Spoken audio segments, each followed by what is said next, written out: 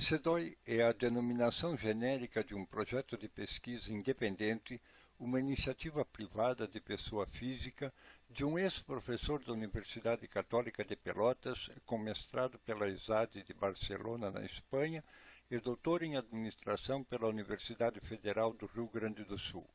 Também foi professor na Pontifícia Universidade Católica do Rio Grande do Sul, Universidade Federal de Pelotas e Universidade Federal do Rio Grande do Sul.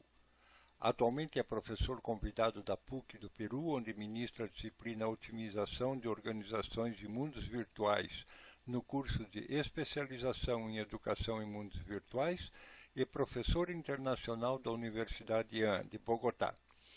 Como trata-se de um projeto que pode estender-se por anos, atualmente ele é financiado por doações de pessoas físicas e jurídicas com sede no Brasil e com a realização de conferências no Brasil e no exterior.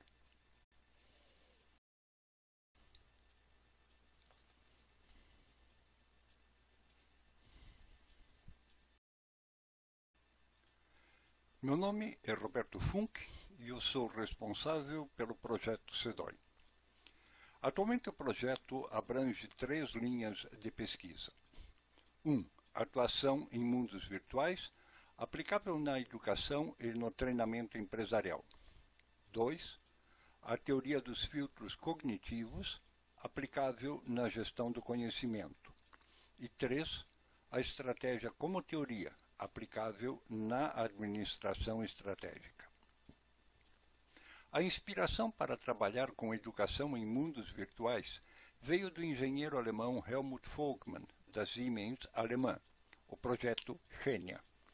Xenia era um espaço físico real, a cidade do conhecimento, na qual os engenheiros da Siemens poderiam encontrar facilmente os conhecimentos necessários ao desenvolvimento dos novos produtos da empresa.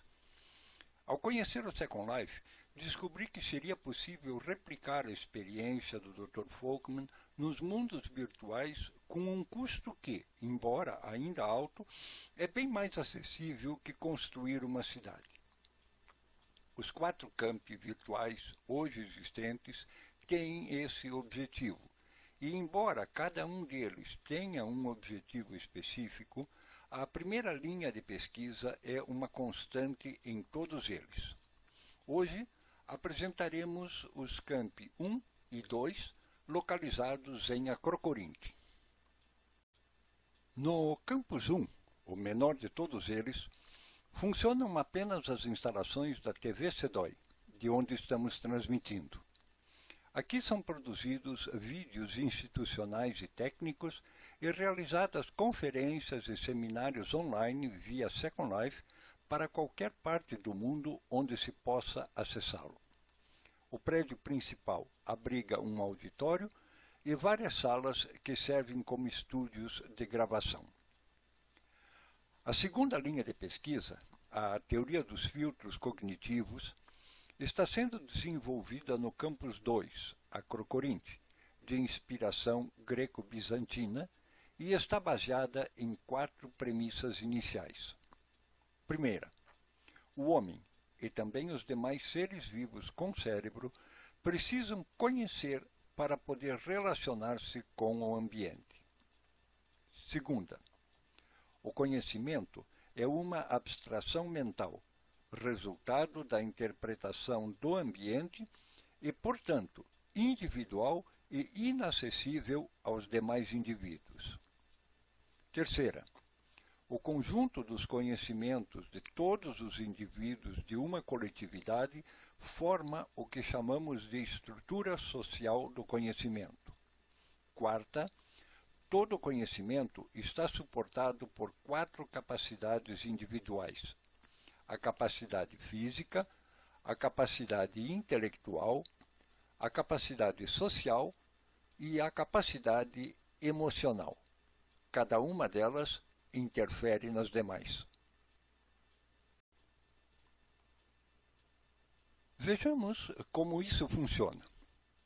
Inicialmente, o indivíduo define os limites do sistema que quer conhecer.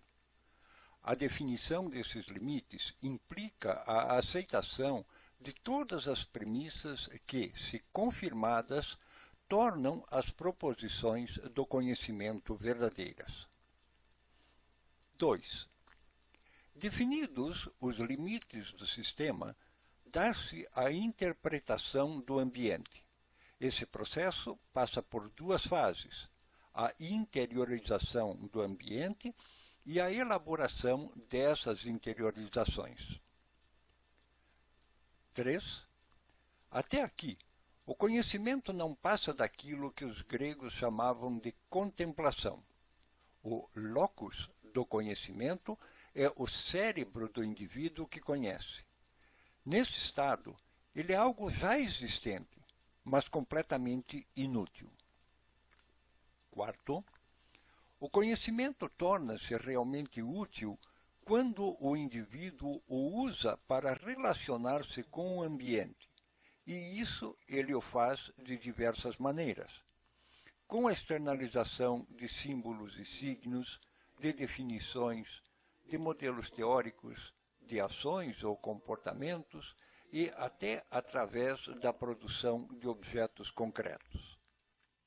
A ação de externalizar o conhecimento, no entanto, modifica imediatamente o ambiente, fornecendo um feedback de curto prazo que pode, inclusive, alterar os limites inicialmente definidos para o sistema. 5. Outros indivíduos farão a interpretação do ambiente modificado por tais formas de externalização, criando o que chamamos de estrutura social do conhecimento, uma rede, também abstrata, de conhecimentos compartilhados, que pode assumir as mais variadas formas. A aceitação das premissas desse novo ambiente é um processo que pode levar anos, o que dá origem a um processo de feedback de longo prazo. O processo, como um todo, está sendo denominado processo de criação e socialização do conhecimento. A ideia de desenvolver essa linha de pesquisa surgiu da minha tese de doutorado e de duas conferências, uma virtual, proferida no 2º Congresso Virtual Mundial de E-Learning, conduzido desde a Argentina, e outra, presencial, no 3º EduTIC, promovido pela Pontifícia Universidade Católica do Peru, em Lima.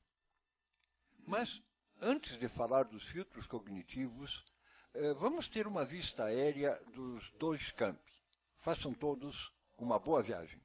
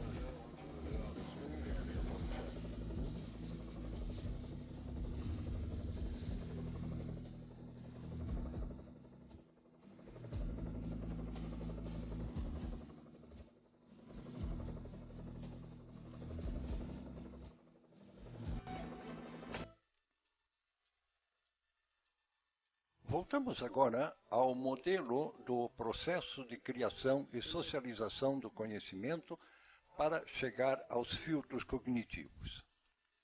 Já vimos que todo conhecimento depende da capacidade física, da capacidade intelectual, da capacidade social e da capacidade emocional do indivíduo. Vimos também que o processo de criação e socialização do conhecimento passa por várias etapas: a internalização do conhecimento, sua elaboração, a externalização das interpretações e a criação da estrutura social do conhecimento. Ocorre que os indivíduos têm capacidades físicas diferentes. Os nossos sentidos podem nos enganar. Muitas vezes, o que vemos, cheiramos, escutamos, sentimos ao tato ou os gostos que sentimos não correspondem ao ambiente que está sendo conhecido. Ou então, o indivíduo tem alguma deficiência nesses sentidos ou qualquer outra deficiência física que dificulta ou até mesmo impede determinadas interpretações. Por outro lado, outros indivíduos têm as capacidades físicas altamente desenvolvidas. Eles conseguem facilmente interpretar o ambiente desejado. Todos esses fatores que alteram a capacidade física de interpretar o ambiente são chamados de filtros cognitivos, e, no caso, filtros cognitivos de ordem física. Da mesma forma, alguns indivíduos têm facilidade para estabelecer relações entre as partes de um todo, ou, tendo o todo, têm dificuldade para, nele, identificar sua estrutura, suas imposições, as suas emergências. Outros o fazem com facilidade. Alguns indivíduos têm dificuldade para realizar um raciocínio lógico. Outros o fazem com facilidade. Alguns têm excelente memória. Outros não lembram o que ocorreu na semana passada. Todos esses fatores que alteram a capacidade intelectual para elaborar o conhecimento são chamados de filtros cognitivos, e, no caso, filtros cognitivos de ordem intelectual. Mesmo que os indivíduos sejam extremamente habilidosos em interpretar o ambiente, sua capacidade para externalizar essa interpretação pode variar grandemente. Alguns indivíduos têm extrema facilidade para escrever, outros para cantar ou tocar um instrumento, outros para falar em público, outros são habilidosos artesãos. Em contraste, outros têm grande dificuldade para fazer qualquer uma dessas coisas. Todos esses fatores que alteram a capacidade de externalização, pela forma que seja, do próprio conhecimento, são chamados de filtros cognitivos, e, no caso, filtros cognitivos de ordem social. É através da externalização que o indivíduo se comunica com os demais indivíduos da coletividade. E a forma como o conhecimento é externalizado é um componente-chave na formação da estrutura social do conhecimento. Finalmente, a ira, a tristeza, o medo, o prazer, o amor, a surpresa, o nojo e a vergonha afetam decisivamente nosso estado emocional.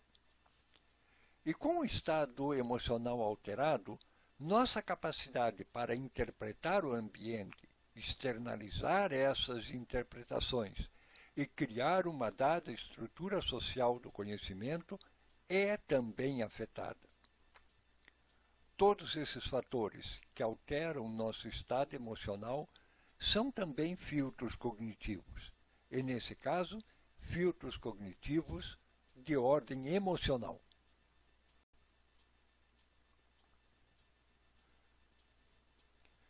Estes filtros atuam em todas as fases do processo de criação e socialização do conhecimento, aumentando ou reduzindo a capacidade de aprender do indivíduo. Quando afetam o processo de interpretação do ambiente, são chamados filtros de interpretação. São filtros de externalização todos aqueles que afetam a capacidade de comunicar aos demais indivíduos o próprio conhecimento. E são chamados de filtros de socialização aqueles que afetam a capacidade de criar uma estrutura social do conhecimento. Nós já vimos que ninguém pode manipular diretamente o conhecimento alheio. Lembre-se, ele é algo individual e inacessível aos demais. No entanto, e isso é importante para quem trabalha com educação ou com a gestão do conhecimento, é possível interferir na forma como os filtros cognitivos atuam. Pode-se aprimorar certas capacidades físicas, as capacidades intelectuais podem ser aprimoradas, assim como as capacidades sociais. E o indivíduo pode aprender a ter um certo grau de controle sobre as suas emoções. Cada sala de cada edifício do Campus 2 está sendo preparada para aprofundar os conceitos e as relações aqui apresentadas, predominantemente na parte grega do campus. E na parte bizantina estão sendo criados instrumentos que permitem interferir nos filtros cognitivos, sejam eles de ordem física, de ordem intelectual, de ordem social ou de ordem emocional, para trabalhar na gestão do conhecimento. Até a próxima parte da nossa série, quando visitaremos o campus 3 do CEDOI, Leadersburg, e veremos o que significa interpretar a estratégia como teoria. Saudações a todos!